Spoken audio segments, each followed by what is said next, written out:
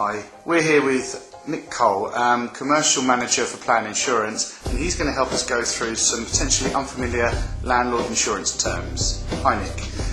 So what exactly would be covered on a landlord's insurance policy under Landlords Contents? Well, it's pretty much, I would say, like if you have your own home and you want to insure your own contents, other than when you're a landlord, the difference may be that you either let a property furnished or unfurnished. If it's a furnished let, then you would have furniture such as sofa, beds, chairs, white goods such as fridges, freezers, and you would want to insure those contents. That is what Landlords Contents is designed for. Thank you. What counts as unoccupied property? Well, that's pretty simple actually.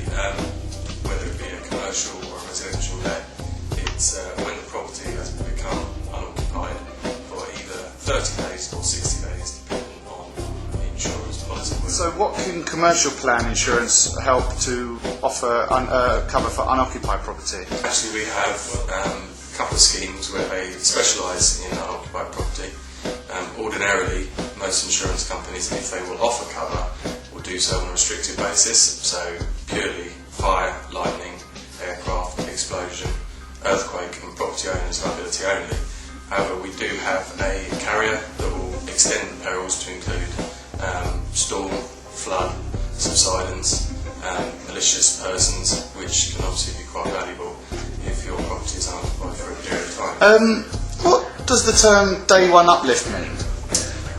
Day one uplift essentially refers to an additional cover over and above the sum that you've declared your building to be insured for. Therefore, it should take into account the cost of inflation over the course of your policy.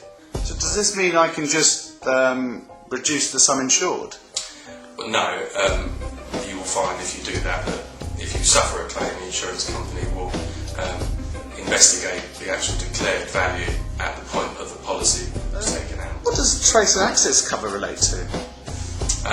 This term relates to cover that everyone should have and may need in the course of owning a property, and relates to underground services such as gas, water mains that run either under your property or adjacent to your property in the road.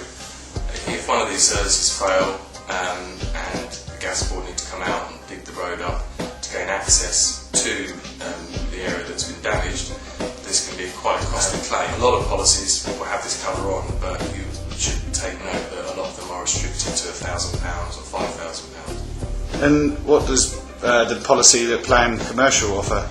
We have a policy with one of our carriers where trace and access it's unlimited, and that's up to reasonable costs. So, if it's reasonable and it's a £20,000 claim, then it will be set. Why do landlords need landlords liability insurance? This relates to cover called property owners liability, and all policies should have this cover at various different levels. It's very important that if you're a landlord or the owner of any building that you protect yourself against your legal liabilities that may arise. The easiest example may well be you fail to keep the roof in a good state of repair, tile falls off and hits a passerby on the head. So for people unfamiliar with various features of landlord's insurance, I guess it's worth speaking to a specialist with expertise like yourself. Thank you very much, Nick.